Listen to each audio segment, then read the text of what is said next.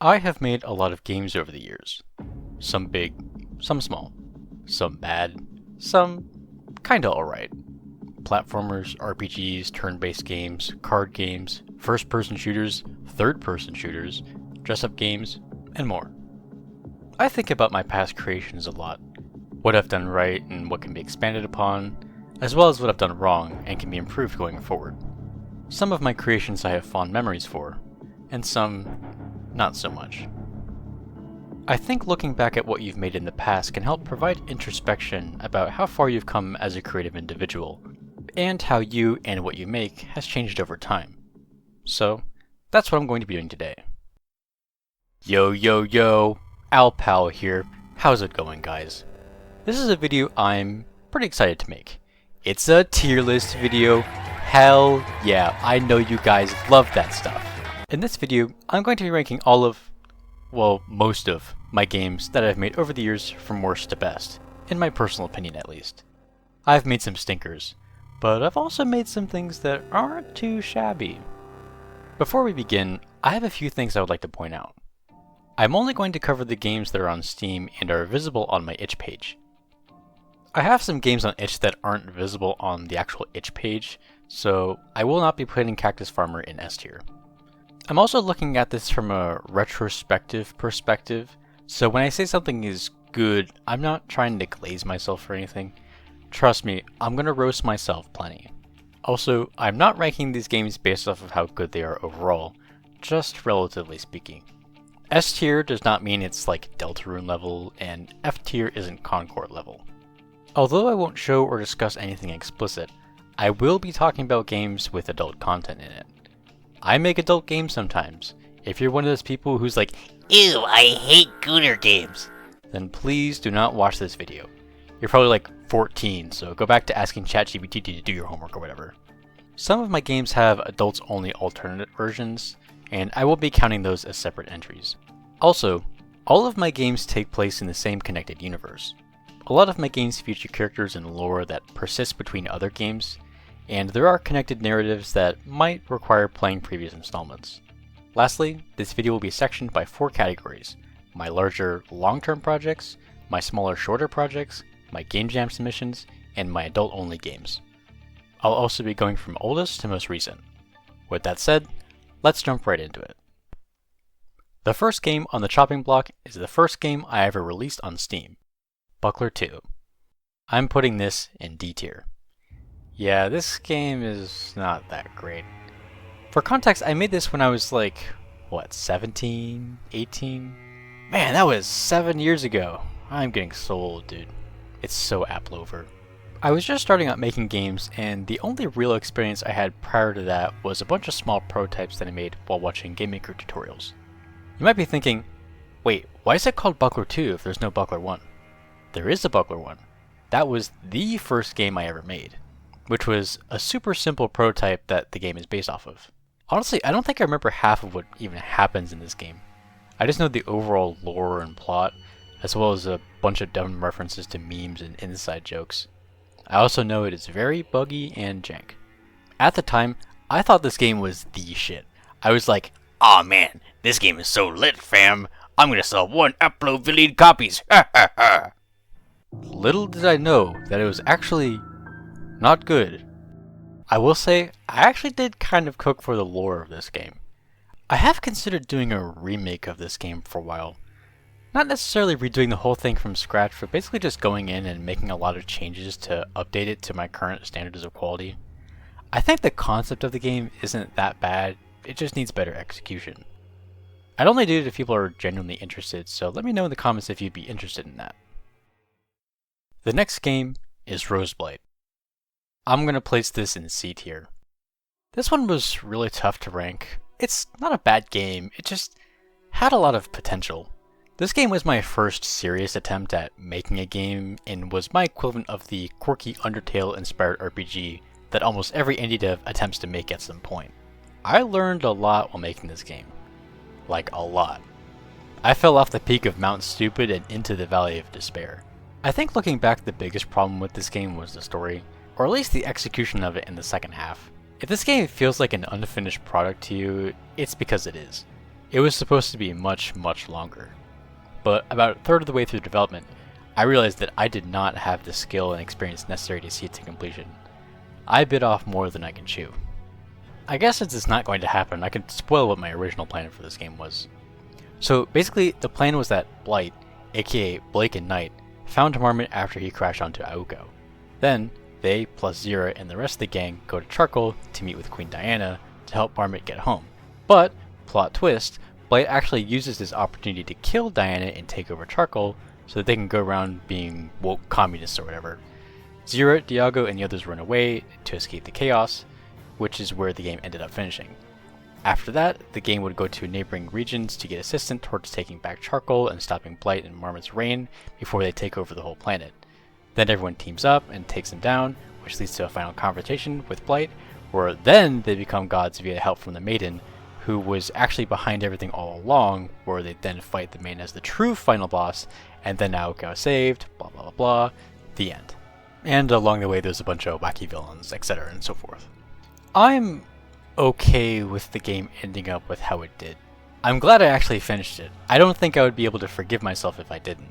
I think I lost a lot of passion towards this project towards the end, not just because it was taking a lot longer to make than I was expecting, but also because I got roped into some drama with people in the Discord server I made for the game at the time, which ultimately led me to deleting the Discord, as well as those same people stalking and harassing me nonstop, which in turn led to me saying and doing things that I'm not necessarily proud of, because I didn't have a good support network at the time.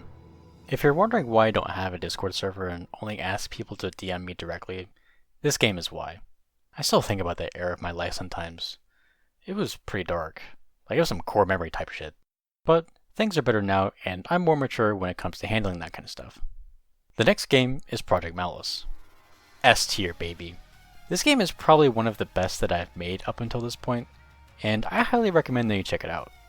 It's a good anchor point to start on and spread out from, if that makes any sense. The gameplay is actually pretty fun, the characters are fun, and the story and lore is pretty solid. If you do end up playing Roseblight, I highly recommend that you play this immediately afterwards, and if not, you can basically substitute this game for that.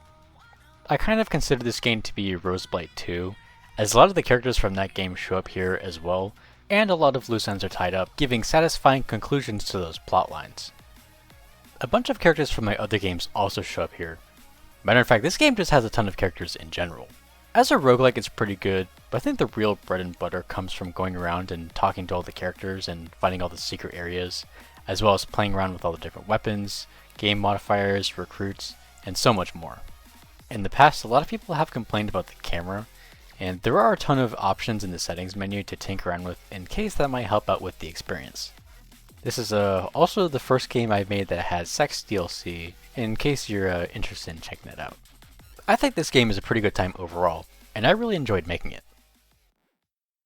The next game is the Aplove collection. Wait, hold up. Why is this in the video? Isn't this just a collection of all your games? Indeed, I'm ranking this collection for the overall experience, which I'm going to put in S tier. This game is basically all of my smaller games and jam submissions packaged together, available on Steam. It's like UFO 50 with less games and more boobs. There's also a supported DLC which gives you a developer commentary in case you want to hear me talk about my games in depth, as well as launcher skins if you want a change of scenery. Some of my older games have also been updated with more content, bug fixes, and quality of life changes, so they'll be slightly better than the versions on my itch page. Except for Clockwatch, the file for that was actually corrupted, so it's just an older version. Some games also don't appear because of copyright reasons, or because I forgot to add them. This collection is a really good sample platter in case you want to try out my smaller games before buying any of my larger ones, or if you just want a bunch of smaller games to play. The next game is probably my personal favorite game, and possibly the best one I've made so far, Souls Inc. S tier, obviously. To an extent, I consider Project Malice and Souls Inc. to be a part of the same entity, so I don't think one is necessarily better than the other. Souls Inc. on its own is much more digestible and approachable for broader audiences. It's simple and easy to play, plus it has way more content than you'd expect. I really like how on the later missions the game just stops being a survivor's like and just kind of turns into a completely different game. There's a shopping mission, a racing mission, a golf mission, and a bunch of other wacky hijinks. There's also like, I think over 200 playable characters in the game, which is like more than halfway towards beating the world record for most playable characters in a video game. A lot of the cameo characters in the game are from random people who asked if they could have their OC in the game, and I was like, yeah, sure, why not? It was pretty easy to mass produce characters. I'm kind of shocked that I managed to get some higher profile cameos as well. I don't even know if Mike Klebnik remembers that the dealer from Buckshot Roulette is in this game. It also expands on the world building established in Project Mouse, focusing on exploring the extended universe and fleshing out characters, as well as continuing existing storylines. The dialogue in the game used to be a lot hornier, which I rewrote to tone down after a bunch of people had issues with it. It also has a character creator, in case you wanted to add your own OC to the game. It's also my first game to have a mobile port, so you can play it on the go if you're on Android. Overall, it's pretty fun. I liked making this game, and I'm glad so many people showed interest in it. Next is the game I'm currently working on, Solus Inc. 2. I'm going to put this in A tier with the possibility of it becoming S tier later on down the line.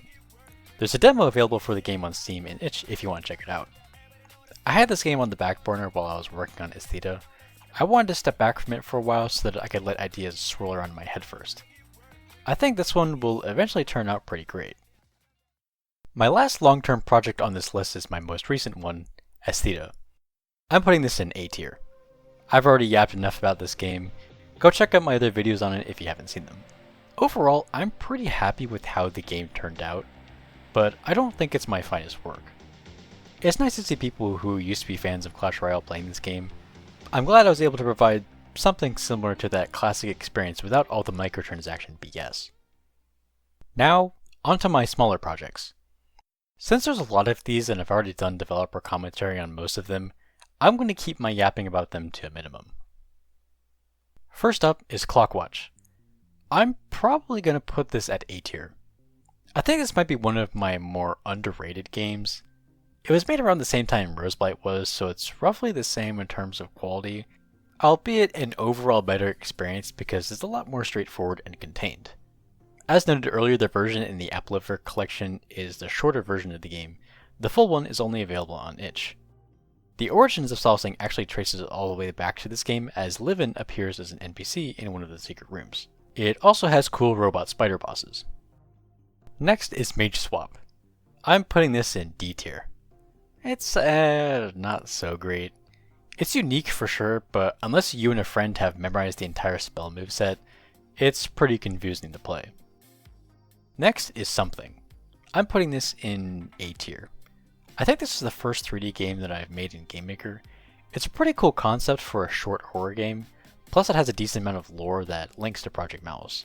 This game used to have a disturbing Easter egg that I included as a way to vent some frustrations I was experiencing at the time, which I removed shortly after the game was released. When I added this game to the collection, I added another Easter egg called Skibidi Aplove, which is a lot more lighthearted. Next is Battery Acid. I'm putting this in S tier. This game is pretty fun. It's super juicy and fast-paced. It really makes you feel like you're a walking power plant, plowing through an army of robots and deities. Next is Vibe Shard. I'm gonna put this in B tier. It's alright for a rhythm game. I think the control scheme might be a little awkward to use since it relies mostly on a lot of mouse movement. It wasn't included in the collection because it has copyrighted music. Next is Buckler 3.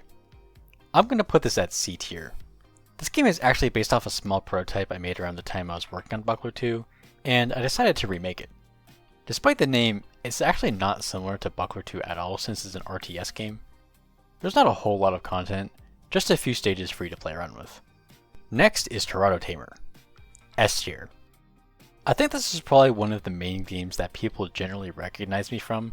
This game is pretty good. The dice rolling mechanic was kinda shoehorned in, but I think it makes for an interesting battle system. The characters and dialogue are definitely the best part. Torado Tamer was a bit of a turning point for me as a developer. It was the game where I was like, wait, people actually like this kind of stuff? And they're not gonna be like weird about it? Which then led to me cranking up the lewdness in my games up a bit, eventually giving me the confidence to make adult games. I think the 18+ version of the game is probably the best way to experience it. Next is Malice Boutique. I'm putting this at A tier. A dress-up game isn't something I thought I would be interested in making. It's pretty cute. You get to see Project Malice characters in a bunch of outfits, like putting Tony in a maid costume. One thing that was important for me was making sure that none of the outfits are gender specific. I hate it when games do that. Please stop only giving female characters the cute outfits and male characters these badass armor sets, and just have one armor set apply to both genders. Next is Weld. I'm putting this at A tier. This isn't necessarily a game per se, it's more like a virtual ecosystem, kind of like what Rainworld is. The weapon fusing system, which was inspired by Tears of the Kingdom, is pretty fun to mess around with. You can have explosive swords and whatnot. It's pretty cool to simulate character movement without using any actual animation, like how the bird enemy's neck moves around wildly. If you read the computer terminals scattered about, you can read the lore behind this place, and you can also get laid in this game. Next is Vitruvian Van. I'm going to put this in A tier. This one is interesting since it's completely randomly generated, much like the game it's inspired by. Every run is completely different. It could be a cakewalk, or you could get screwed over 5 times in a row. I think the best weapon is the one that lets you remove floors since it works through walls and you can just click underneath an enemy to instantly kill them. My personal favorite weapon is the Kate Launcher. Next is Wishlist. I'm going to put this in C tier. The card art in this game is pretty good, but the rest, it's alright. It's basically just slowly adding in new elements to the game to watch the numbers on the side go up. Next is Fearmonger. I'm going to put this in A tier, probably? This game is very, political. But it's not cringe political, it's very just, real. It's not saying this is something that's going to happen, but it could happen, The combat encounter is pretty simple. It might be a little confusing at first since you have to dodge away from the attacks, like an Anti-Simon says. The last game in this category is Tankymon TCG. I'm putting this in A tier as well. For Newgrounds Pixel Day this year, I made a lot of Pokemon inspired card art, and last minute I decided, fuck it. I'm gonna recreate Pokemon TCG Pocket and put these cards in it. So I whipped up this game in a few hours. It's just a gambling simulator basically. I actually did release some card templates on Newgrounds in case anybody wanted to make their own cards for me to add into the game, but only one person did that. Now, on to my Game Jam submissions. If you aren't aware, Game Jams are events both in person and online, where people get together and make games in a short period of time, generally with a theme. First is Cactorio. I'm putting this in B tier. This wasn't my first Game Jam submission. I've made a few others beforehand that are just kinda bleh. This one's not too shabby. It's Factorio but with cacti. Next is Holloway Joe. D tier. Aside from the 3D effects which I eventually ended up using for Project Malice, there's not a whole lot special here. Next is Chainlink. This one, I think this is the only one I'm going to put in F tier. This game is ass, dude. Not only is it unnecessarily difficult, it's just kinda rude as well. I will note it is possible to beat, it just requires breaking the game a little bit. Next is Reversary. I'm putting this in B tier. This was the you play as the boss game before the Dark Queen of Morthal was a thing. It's an okay game. The gameplay is mostly repetitive, but the dialogue is pretty decent. It's cool seeing Zoromir and Paige bonding right before beating the shit out of each other. Next is Citri Plays Norwood. S tier. I am shocked that I managed to make this game in only a few days. It's short and simple, and it accurately depicts what it's like watching a VTuber playing a game on stream. The alternate route added in a later update is also pretty interesting. Next is Loveblade. B tier. It's short and simple, not much to say about it. After that is Blood Soil, also going in B tier, also short and simple. This game is actually a prequel to Project Malice and inspired the art style of the characters in Sol's Inc. Next is Hellfire Pizza. A tier. I liked making this one. It kind of falls in the same category as Citri Plays Norwood for games that I was surprised I made in such a short amount of time. I actually used to be a pizza delivery driver myself, and I can confirm most of what occurs in this game actually does happen. Man, being a delivery driver was so wacky. Okay, there was this one time I delivered to a house, and I kid you not, it felt like the intro to a cheesy 90s porno. I was delivering to an older lady, around cougar age, who was asking me a lot of really weird questions and just had a odd demeanor, I was like, okay, I gotta get back to work, yeah. Lots of strange experiences when your job is to go up to random people's houses. You never know who you might run into. Next is Goblin Cobble.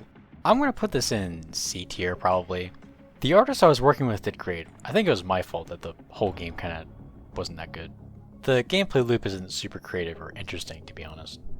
Next is One Escape from Frankie's. I'm putting this in B tier. This game is basically doing an escape room while playing Five Nights at Freddy's at the same time, which is an interesting gimmick, but I do feel like it becomes less scary and more annoying after a while. Next is Cthulhu Merge. S tier. Come on, it's a Suika game. Who doesn't love a good Suika game? Look at the cute little critters, they're so cute. And you can actually devolve them down a tier.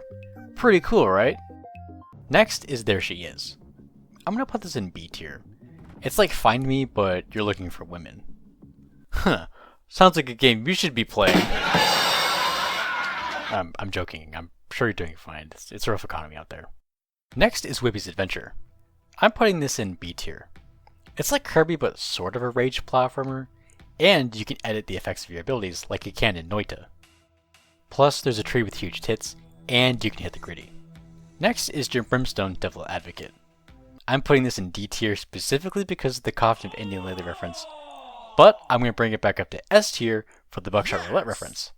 And then I'm going to bring it back down to B tier for the Garden of Banban reference. I classified this game as a visual novel, which I think is technically true. I remember seeing a few tweets that had like thousands of likes about this game after Manly Badass here did a video on it. I don't think they were making fun of me, mostly him, I think. I didn't say anything because, you know, it's Twitter, but I did think they were pretty funny. Next is Unworthy. I'm putting this in A tier. I think it's kind of an interesting concept, where you use the power of something that you've drawn to upgrade your character. I also low-key kind of cooked with the character portraits in this one. I made this game when I was feeling a little bit down about my adequacy as an artist and a developer, and it kind of helped me vent some frustrations I was feeling at the time. I mean, I still feel them, but putting something into physical form definitely helps. Next is Mouse Mouse. I think the first version of the game would have been B tier, but after adding 2 new levels in a later update, I'm going to bump it up to A tier. It's a unique platformer where you control a mouse with your mouse. I actually had a scrapped concept for a boss where you fight against a giant cat lady. I never got around to doing that. Next is Solace Buddies. Okay, so if you only use one monitor, this game is A tier. Otherwise, it's probably D tier. Apparently, if you have more than one monitor, there are these black boxes that appear behind the characters instead of being transparent, which kind of ruins the experience. If the black boxes don't appear, then this is a super cute desktop buddy to have. I actually got some help from the developer of Window Kill to have the buddies interact with windows you place them on. For example, if you place them on a window with YouTube, they'll stop moving and whip out some popcorn for movie night. It's adorable. Next is Battery Acid Zeitgeist. I'm going to place this in B tier, not because it's worse than the original Battery Acid, but because it just lacks content. It's fun and juicy, but it does get a little repetitive after a few minutes. If I added more stuff, it would definitely be higher on the list. Next is yet another game about digging a hole. I'm putting this in D tier. This game wasn't that inspired or creative. It's just a short game where you destroy the environment and progress downward. There are some notes sprinkled throughout the game that kind of acts as a small essay about how people treat popular indie games and how hard it is for most indie games to be seen.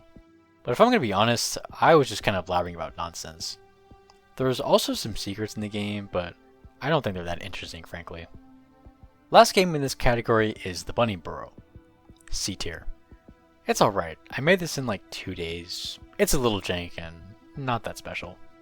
Okay, so funny story about this game. This was my submission to the recent GMTK Jam. And apparently not only was the game disqualified by Mark GMTK himself for being too suggestive, but the game was also quarantined?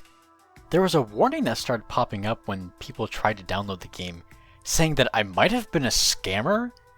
I'm guessing that the game was flagged by some people from the jam because they weren't happy that my game was getting attention. Look, I may be a gooner, but I am not a scammer, alright? Professionals have standards. Speaking of being a gooner, my last 2 games are my adult-only games, not including anything that's already been ranked. Now, I'm not going to say what's in these games, but I will say I have some very, exquisite tastes. If you've been in the art section of my Newgrounds page, you know what I'm talking about. Please do not play these games if you are underage or if you are not okay with the content displayed in the disclaimers. First is EBA. I'm putting this in B tier. I have no idea why the hell this game got so much attention. I actually didn't know this until recently, but apparently when I made the announcement tweet for this game, it got like 13k likes. And since I don't check my notifications on Twitter, I had no idea. But I did get a bunch of emails saying that I gained like a ton of new followers on itch, and I was like super confused. This game is not that good, dude. It was mostly a prototype for me to experiment with dungeon generation in Godot, as well as showing off some of the animations that I made as practice for Blender. Last game I'll be ranking is Please Touch Tiffany. S tier. This game is great. I loved making it. Hey, you. Yeah. If you like what I like, you know that stuff, yeah, play this game. It's great. Cute little interactive game. I actually have made other games like this in the past, mostly for myself, that will probably never see the light of day. I might make more stuff like this in the future though. We'll see. Alright, that's, well, at least most of my games. So far. Honestly, I don't know how many more games I'll ever make. Sometimes I think about that one day where I finally decide, alright, I'm done, and then never make a game ever again. Who knows when that'll happen? Maybe I've got like 5 more left in me, maybe 50. Maybe I'll never run out and just keep making games until I'm 80. Game dev is something that's not necessarily a part of who I am, but it's something that I view as a sandbox to express my creativity. My canvas. My own little universe, where I am a god above all gods. It's nice to have something like that, and I think everybody should have some sort of equivalent to that. It's nice to have your own little personal paradise, where things just kind of make sense. I want to end this video with something a little introspective. You might be asking, hey Aplove, since you've made so many games, do you have any advice you want to give to aspiring game developers? Yeah, I'd say so. I've learned a thing or two over the years and have some advice I can share. Please take it with a grain of salt though. Advice number 1. Do not overscope. Never bite off more than you can chew. This is some pretty general advice that most people give you, and that's for a good reason. Start small and work your way up. If you have a goal, a dream to climb a mountain, and it seems too high, find a smaller mountain and climb that first. It's better to do that and to get comfortable with your journey rather than to tackle something that you're not really prepared for and to get stuck with halfway through. If you have a dream game that you want to make, don't start off making it. Make prototypes and explore ideas first. Make smaller games to get used to the engine and the workflow. Then, once you know what you're doing and are prepared, you can finally go for the big mountain. Advice number 2, try to avoid making concrete promises with your player base. This is something that's more for communication than actual development, which is pretty important, especially as a solo dev. If someone asks you if you're going to finish a game you're working on, don't say, I am going to finish this game. Instead say, I might finish this game. It's about managing expectations, as well as short-term versus long-term gratification. If you tell your player base that you're going to have all these different new areas and new features and whatnot, they're going to be super excited about it, which raises expectations. And if you fail to deliver, they get disappointed. However, if you don't confirm that you're going to do that, their expectations remain low, which leads to a lot more excitement if you actually do manage to follow through than if you told them about it earlier. Keep your announcements vague and your reveals sudden. I imagine this mindset can also apply to things like Kickstarters, which essentially requires promises to be made, like stretch goals not being super specific about what's going to be added. Advice number 3, know when to wrap it up. Not necessarily to quit, just know when you need to finish your game and to put a bow on it and ship it. This isn't necessarily the same as avoiding overscoping and more about avoiding the sunk cost fallacy. When you're already halfway up the mountain and you realize you didn't bring enough rope. Instead of being like, well, we're screwed, let's go home. You can be like, you know what? This is high enough. And then plant your flag at that spot, and then go home. There's no shame in something being good enough, because that's better than giving up. Trust me, I've been there. If I continued to work on Roseblight like I originally planned, I would probably still be working on it to this day. One thing that helps me, which is something I did with Solace Link and a few of my other games, is to make something super small, release it as a minimal viable product, and then just keep adding onto it. Kind of like the ISS in Valerian in the City of a Thousand Planets, where it starts off completely functional at first and eventually just becomes this big conglomerate of ideas and content. And my final advice is to just be yourself. Don't let other people make decisions for your games for you. Know how to take criticism with a grain of salt, and only make changes because you wanted to make them, not to appease to other people. Respect your own genius, and go with your gut. And most importantly, never lose touch with yourself. Games are art, and everyone has their own style. I think that's all I wanted to say. Thank you for watching this video. I hope at least one of the games mentioned piqued your interest. I don't know how much longer I'm going to be on this path of making games, nor where it will take me, but I've learned a lot of cool things and met a lot of cool people. So I'll just keep doing what I do. Make sure you gently caress that subscribe button for more content from yours truly, and I will see you in the next video. Later.